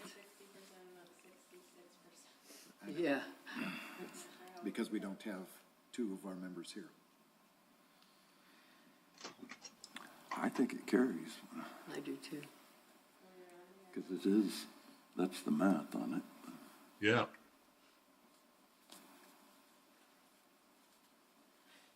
That's 2/3. 3 out of 5. It's not 2/3. When you do the math, though. Anyway, Sam will sort all this out, and we need to continue on with our agenda. So do we think it passes? But we're not doing math very good. Well, For the interest of trying to get back to my client, because they know I agree, you under need a this definitive meeting answer. When to you- represent them in this venture. 2 divided by 3. 60%. It's not 2 divided by 3. That's Yeah, not how you do that's- it. that's No, how you- 2/3 of all members present. So with 3 that voted positive out of 5. That's 60%. We got 3 positives and 2 negatives. Correct. Mr. Mathematician, you may be of assistance. You talking to me? So it gives you 3.37, so the motion failed. That's correct. That was my calculations as well. 3.37 votes. As far as the hardship, the only thing that, I can say is that they can't build behind the property to the south whatsoever. The only opportunity really for any view or, for overhead parking for, They can build their deck. They just can't enclose it in the future. Not all the way out anyways. okay. They could have Yeah, you can they can build their without deck. even asking. Can I propose to them, a caveat that it's approved as long as they don't, Enclose it. Enclose it. That's what the Yeah. rules, that's what the rules Yeah. say. Yeah, they don't even need our approval for that. No, really. They just need to apply for a it's building not an permit. enclosed That's right. deck, then That's they right. can move forward. And they could even enclose it up to, what is the encroachment? Up As to long the, as it doesn't, the 20-foot encroachment, as long as the That's right. yeah, the covering of the front deck doesn't. They have to Uh-huh. cut back 5 It's feet. about 10 foot. Right, they could only. Yeah. 10 foot of close your the first 14-foot deck they could could be covered. enclose 10 foot of it and still be legit without any, Without, yeah, just, yeah, within building codes, okay, yeah. Yeah. okay. Yeah. Well, I'll present that to them as well. I just don't want to present something to my client that's confusing. So Yeah. Right. No, that's their variance is not granted if they're enclosed. enclosed. Yeah. And it's really not even a variance. Right. You can have a roof, just not walls. I mean, you know, So they beyond have a that 4-foot code. walkway in other front. code stuff. If they enclose it, Yep. they would have a 4-foot walkway. Indoor, outdoor. So, Yeah, Yeah, because it's not heated space that's being proposed, you know, for the deck. That 32.7 feet by 6 feet is the only heated space that's being proposed for additional living area. yeah, and that's not Yeah. encroaching. It's not, yeah, that's not even a consideration in the variance whatsoever, so, Right. Okay. okay. Okay. If you don't quite understand, get with Samantha when you do their building permits and such. I'm sure they will lay it all out. And that's the whole intention behind this preliminary exhibit, is to move forward with a site plan for a building permit. So that's why I needed clarification, so we can move forward with that. Otherwise, they're definitely not going to be happy with me. It's If okay. they submit something that won't get approved. I'll just tell them the council, or the commission was out of control today, so.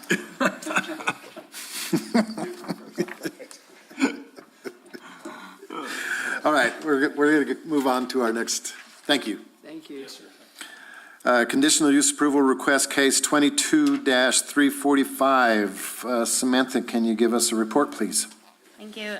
Your applicant, Cody Bateman, I don't see present, but he's requesting approval for assembly, testing, and processing of goods and products, specifically modifications to shipping containers within the C2 Community Commercial District at 127 Vision Drive, lots 27-28 of Block 4 in the Wingfield Edition.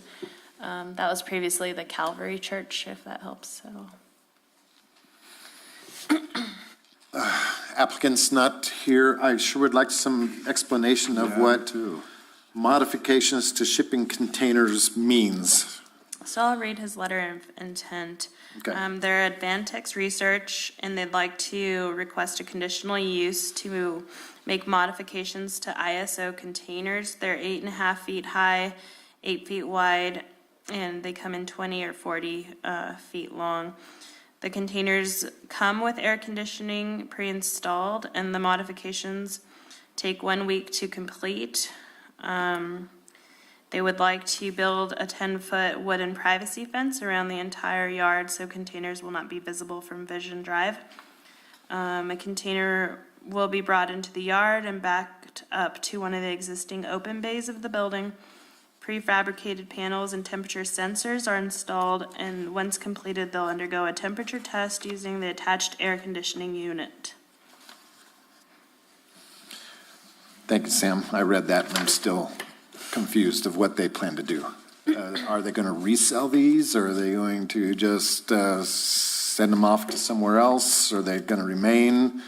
I don't understand. My understanding, once the modifications are made, they'll be removed off-site. And I don't know if they're already spoken for or where they go after that, but they just do that installation and then they're gone. The village does not allow storage containers to be part of any place on We ask village them, property, right? yes, unless there's an open building permit, we don't allow them. And if they are going to be used as storage, they need to wrap them in wood or another appropriate material. Commission, questions? Yeah, and I am confused now. Are they planning on bringing these in, modifying them, and then shipping them out? And this will be a revolving door of this, in and out with shipping containers? 1 week. That's, Do they stay on the frame, or are they gonna put them on the ground? So it's more of a manufacturing type of situation. I mean, it's almost industrial as far as, and especially moving those big things in and out. And 20 and 40 footers are huge for that little neighborhood and that Vision Street. And you remember where this is?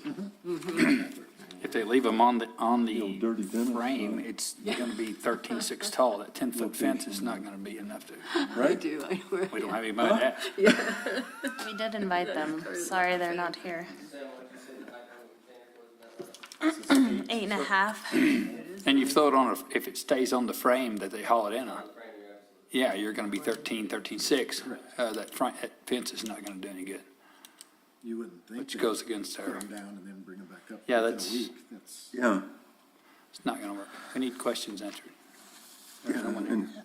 And it just sounds like more than what this neighborhood and property is set up for.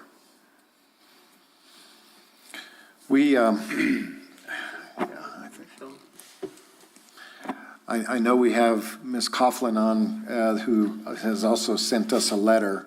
But I guess my question of procedure, if we move just to table this pending the applicant being here, answer questions, should we still have the public hearing now or wait until it's back on the agenda?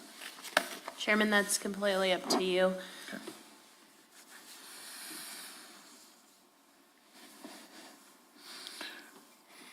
What do you want to do? I'm thinking we need questions answered. Yeah, Absolutely. lots. I don't see the logistics of getting them in and out and in and out. That's a pretty narrow. If it were to Really? come in and modify to, blend in and become part of the building or something, I might be more, They're on the ground. yeah, on the ground and, but Yeah. If you're gonna apply, you need to be. there's, that street's just not that wide. It goes all the way to the other, what's that, First Street? Yeah, but you know how wide First Street is? What, less than Vision? One man's got to pull over to let another one by, even in a car. What's the pleasure of the commission? If you want to continue on public hearing, I will go ahead and do this. If not, we can table it and have a public hearing next meeting. I say we table it until we hear from the guy that's actually applying for this, because manufacturing is pretty noisy in what he's proposing. So Is that a motion, Ron? I can make an emotion. Ron has a motion to table this until the next meeting with the applicant being here. Yes. Do I hear a second? Second. So, Stephanie, let's have a roll call for table.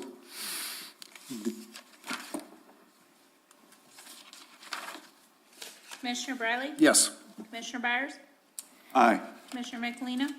Aye. Commissioner Richardson? Aye. Commissioner Williams? Aye. Sam, you will extend our invitation for the next meeting? Yes, we will. Thank you. We send out the letters to the neighbors. Thank you. Old business, update on 718 Carrizo Canyon Road violations. I am looking forward to hearing this one. We missed a meeting last month, and I think the meeting 2 months ago, we gave them 60 days, correct? Or something like that. 90, wasn't it? Good afternoon. Hi. It is. I'm Robert Simpson. I do swear to tell the whole truth. You have a badge. I know. So I inspected both of the properties that were mentioned during the initial case. I'll mention the one that really doesn't directly relate first, which is the property on Gavilan Canyon where he prior was in business. At that location, he's actually made improvement. There are no more vehicles on the lot. There's only some minor code violations related to building materials that look like they're actually moving as well. I'm going to recommend keeping an eye on that property, but I don't know that that's really going to matter with the next information that I have to give. So, do we have the old case where we show the number of parking spots? have that accessible. We didn't attach anything, but I'm sure we Okay. all kind of remember We have a that. pretty good memory of what it is. Today at 1 PM, I went by Mr. Olivas's lot at 718 Carrizo Canyon, and in the front of the building, he had 4 vehicles that were parked there, which if I recall correctly, 1 vehicle was allowed to park in the front. There was 1 vehicle parked to the side of the building, which was supposed to be designated as a handicap space. I didn't verify if that was a handicap placard or not. To the rear of his building, he had 10 vehicles in just the lower lot that is directly behind his business. And at the residence, which I believe the commission gave him the ability to have, I think, 4 vehicles at that property, he has 9. Oh, my. So that would be a total of 24 cars on the one lot. To the best of my remembrance, that is in violation of all of everything that we had put forth in his review. I had photographs, however, I was unable to print them. I imagine that just the numbers are good enough. So we have also a resident, which lives just a little bit down the road, have witnessed this many, many times. And it's like, I don't want to keep calling Sam every time I see more than 2 or 3 vehicles out front, but I just take note of it. And so it has become almost like a, do this to us, to the Planning and Zoning Commission and Code Enforcement.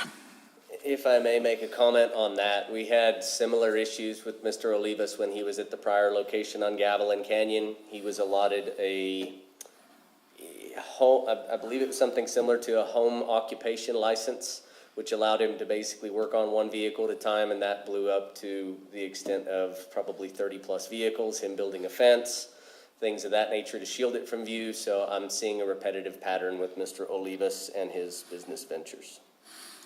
In addition, being a vehicle repair shop, he does like to take his vehicles up and down the roads at high speeds and very loud speeds to test drive his vehicles as well. And I'm sure you're not out there all the time listening, but I hear it. Unfortunately, I'm not, but I understand that. Yeah. So Sam, I know this is on the agenda. We have kind of said, well, we're going to look at it monthly, and then we went to every month. What's our next choice? What options do we have? I believe the intent of the periodic reviews was to have the ability to revoke the conditional use if he wasn't remaining in compliance with the number of vehicles due to the way he kept his property on Gavilan Canyon, and we didn't want it to impact the neighborhood. So you all have the ability to revoke the conditional use. You could ask Officer Simpson to cite them because they are in direct violation of what they were approved for. Because this is not necessarily on the action item, or is this an action item that we can consider this under old business? I think with your all's direction, it doesn't say,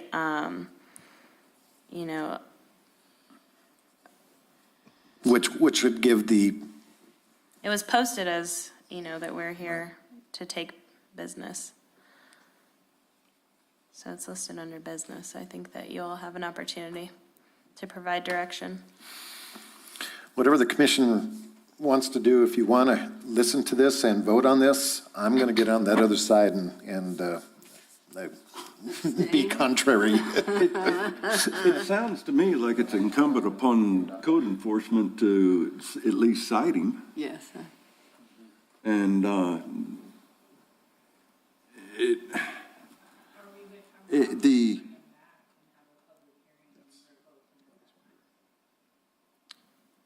In October. I think, given the fact of the matter, we probably need to do due diligence and give notice and saying you're about ready to lose your license and your conditional use and you need to show up and plead to us. Plead your case, which won't help. what, not citing? Unless you guys, no, I'm. Oh, he agreed all to for that. the citing part of it. If he's in violation, he's in violation. But is he in violation of the conditional use or which he is. Yeah, He he agreed is. to the, Yeah. to the 30-day, 60-day, 90-day. Yeah, and if he's in violation, then he's lost his privileges. Yeah. What more do we need to do? We gave him It's like- another Invoke chance. the- He's had several chances. We gave him Yeah. one more chance to be in compliant every 30, 60, 90 days. Right. So how many more second chances do we give? Well, and if you recall, the 30-day reviews that I was, he was spick and span and clean on the Yes. day of the 29th. planning and zoning Yeah, meetings. exactly. Yes. Yeah, But that mean- doesn't help. When's enough? I think it's enough. Does say we're not, done. does not citing him Why- revoke his why- conditional use automatically Bring because him it was next. part of the conditional use? That he made in broke- compliance. given, he broke it? conditions of the conditional use, which means it should He should. Yeah, Exactly. absolutely. I mean, that's the Done way it deal. was written in the first place. Cite the So- man and tell him he can't do it. I'm happy to take any direction from y'all that, whichever direction you want to go. I do want to remind you that with citations or criminal filings within the municipal court, for each day that he remains in violation is up to a $500 fine and up to 90 days in jail. Those are increasingly for each day potentially that he's in violation, up to $500 and 90 days in jail. For revocation, I believe we have to formally revoke, meaning put him in front of you all to revoke that or do it in a writing process. Just my input. Again, I'm willing to take any direction. Well, I think we need to operate within whatever the law states. And If we need to bring him back, I don't know what the law necessarily is, so if we need to bring him back, then bring him back. If citing him is the right thing to do right now, cite him, whatever it takes. I Just think we cite could, him now and bring him back in October. sounds good to me.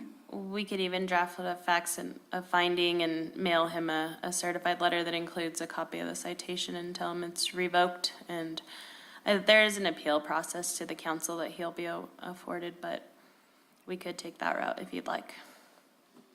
So the appeal process would be that he cleans up his act again, and then he goes back into this constant review every 30-day kind of thing? Not that- necessarily, because the council reviews everything that we've done and that has been presented to us in the case before they act on it. So if he It would go appealed to the it, it would council. go to the council, not us.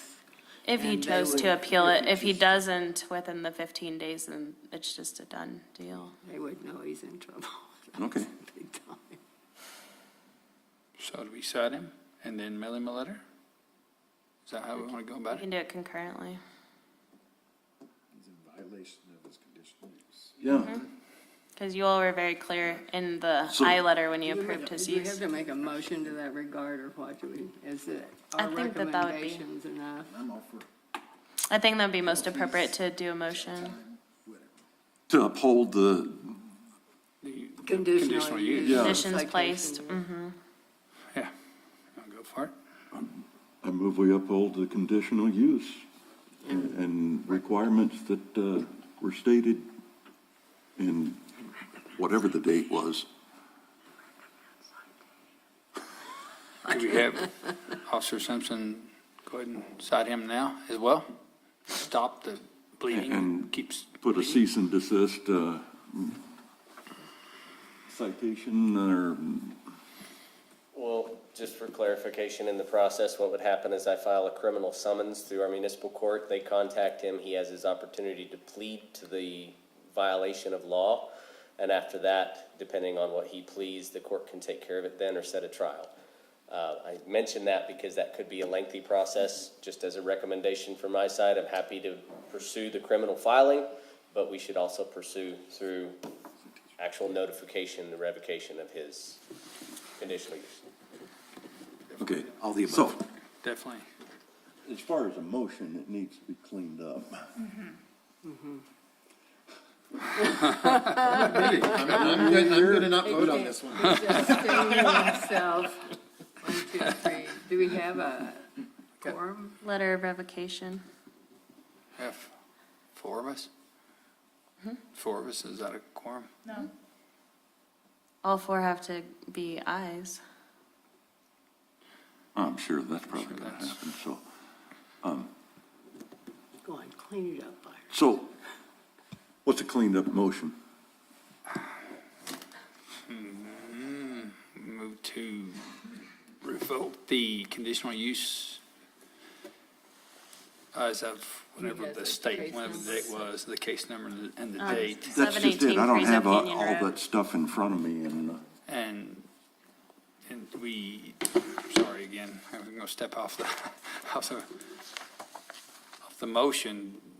Can we go ahead and have you cite him as, You can recommend. Concurrently? I would say to recommend code enforcement pursue violation, criminal Okay. filings. so we make And the, have planning and zoning pursue, oh, I make the move to revoke the conditional use agreement of For 718 Carrizo 718 Canyon Road. Carrizo Canyon, and make the, help me out, Officer Simpson, Criminal criminal complaint in the complaint, municipal and then court. we also would like to suggest making having a citation to him as well, to stop further. Samantha and I Operations. will work on that. Yes, thank you. so, I'll second that. You want to can you reread that motion? Did you write that down? Commissioner Richardson made a motion to revoke the conditional use approval granted to the property located at 718 Carrizo Canyon for current violations as set forth, and recommends code enforcement to pursue filings within the municipal district and for planning and zoning to pursue with the business registration. Revocation. Perfect. Revocation. Municipal court, yeah. Yes. And that's been seconded. That's been seconded, and as chairman, I will, I guess, ask permission. Is this a conflict for me since I am a neighbor within 2 blocks? Do you feel that your vote is swayed? I don't, Because- I feel it is in line with what the commission wants, but I have not officially been I guess, a complainer or a written, You're not doing this out of a personal Do you have anything to vendetta, benefit or gain? I have nothing to benefit or going to gain. and you can't abstain. Okay, As fine. within the 2 previous cases, you were found by the commission to be I have- allowed to continue. Yes. I just want to make sure. Roll call. Ron's laughing at us. Come on, Ron. Ron said, You need to join us here. We're having a good time. I will next time. Stephanie, can we have a roll call vote, please? Commissioner Briley, Yes. Commissioner Byers, Aye. Commissioner Richardson, aye. Commissioner McElina, Aye. Commissioner Williams. Aye. Motion carries. For clarification. Do you understand what you're, okay. I understand. Just for clarification, that won't be filed today. It'll be filed tomorrow, but that may take some time to proceed through That's municipal fine. court. But I will make sure that that filing gets done. I'll work with Samantha. We'll make sure he gets notified with his revocation, and we'll get everything that you all want done. Yeah, I think the last time he came here officially, we pretty much said that we're going to if you, Well, and except for 3 months or, yeah. he agreed, Yeah, yeah. He so- said he would keep it, yeah. Yeah, I know. Anything further from me? Thank you. Unless you want to stay here and give a code enforcement report. I could. Community development reports. Ms. Mendez, what do you have? Currently, the building department section is working on their ISO rating submittals for our building permits to make sure that we're enforcing standards that help reduce the fire risk of structures. And so we'll be audited on Thursday, and they want to see our entire permitting district, which goes out to Ranches of Centera and slightly past the intersection of Highway 48 and 37. So we're gearing up for that. They'll be looking through our records on Thursday.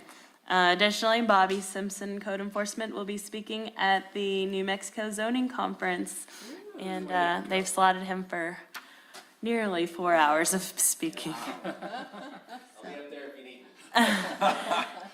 He and Stephanie will be traveling to the zoning conference next week in Taos. And I will be here at the Main Street Conference. So we're splitting up, but they'll do good. That's all that I have for my report. We will get to work on some of these items in the agenda. So, I got a question for Tim. He left. was it about the findings?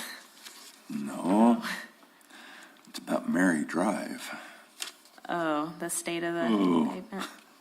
I know it's on their radar, and they've already reached out to the contractor to let them know because all of that work is still under warranty. It's just a matter of how quickly.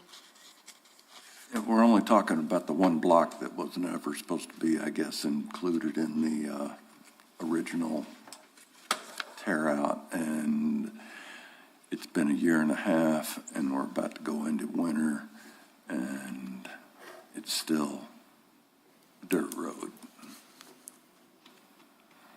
And my hope is that it would be, Included. they were talking about putting a new water line in, which I think is needed, especially since it's tore up. And I know that there's been at least 3 leak repairs in the past few years.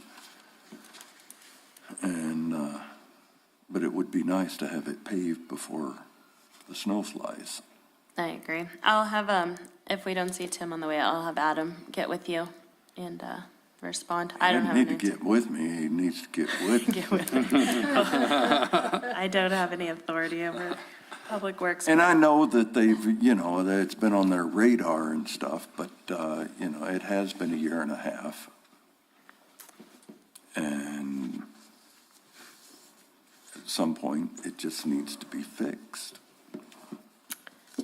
Do we have an ETA on the trailer park we approved?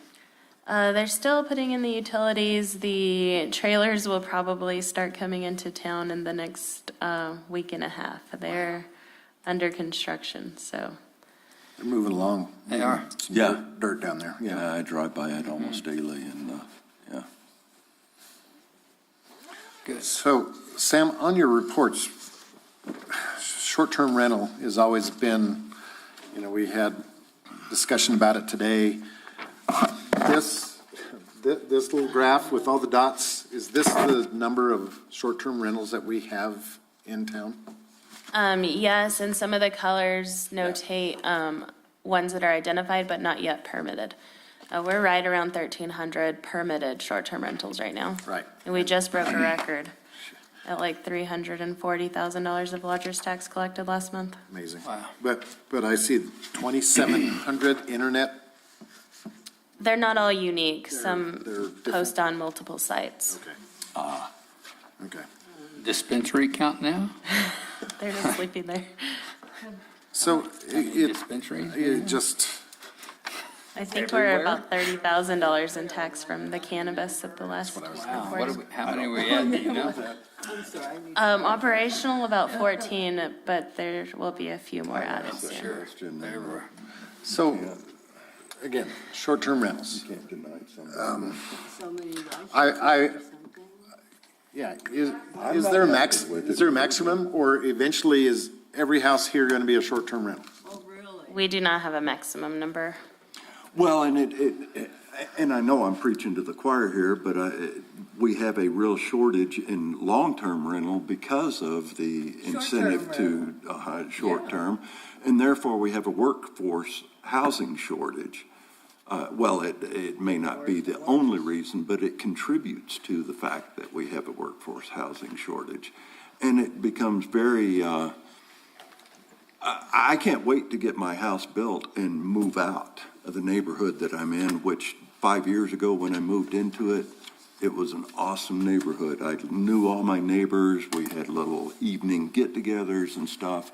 And now, like over this past weekend, I'm surrounded by nightlies that are, I get it, they want to party and be up but they're loud and it's just, I don't appreciate I it. know, Josh mentioned the same thing before the meeting. Change the complexion of the whole neighborhood. And town, it really. Yeah, right in the middle. Karaoke I'm right bar behind next the door police to me, station. A horrible karaoke bar. So anyway, It's, Can we limit the number of licenses we give for different things throughout the village? Why can we not limit the number of permits we give out for short-term rental properties? I don't understand beyond why we that. can't get some Yeah, it's kind too of late for that control one. on We can this. stop it now, but it's. It's yeah, just we're already crazy. saturated. It is, it's crazy. And Yeah. nobody that lives here full-time. Understand. You're right. Funny. It's become a real Bad, bear. bad Yeah. situation. I had no idea, in the beginning. Yep. And realtors that I've talked to, talk about that. People are gobbling these things up with cash. And so there's no mortgages, there's no nothing. Yeah. So it's all profit to them. Yeah. Or return on investment anyway. Yeah, But, return on, yeah. So, it's interesting. Well, and then the one right behind me, the weeds are yay high and, and it's, So I know from the village, I got a notice last month about an Airbnb or Vrbo right next to me. So I'm assuming that happens if it's a licensed short-term rental, you notify all the neighbors in the area. Yes, once they get their permit, we send out a notice to everybody within 200 feet. Right. Yeah. And they're supposed to be going out yearly.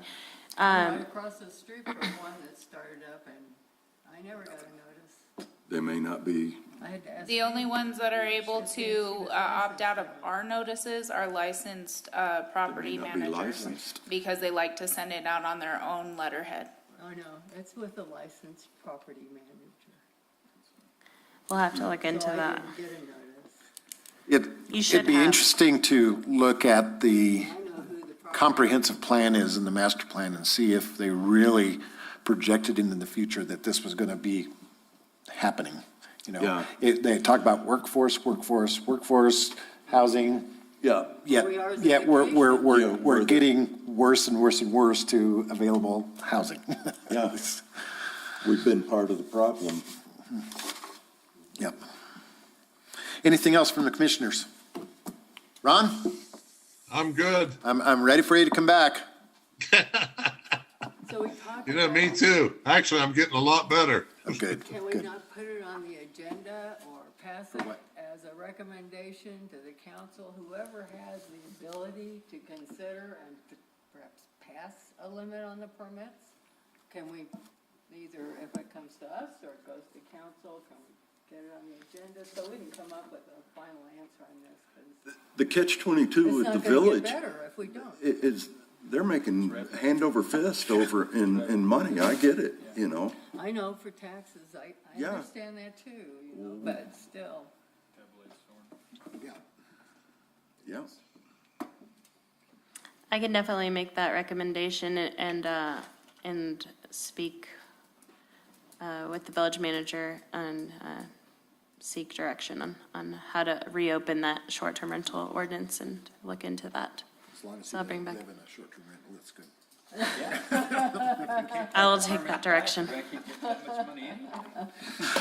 All right, so we could talk about this all day, but we've had a nice, pleasant afternoon. I think it's time to adjourn, a motion to adjourn. And second, all in favor, Oh, yeah. say pass. Hi. Bye, Ron.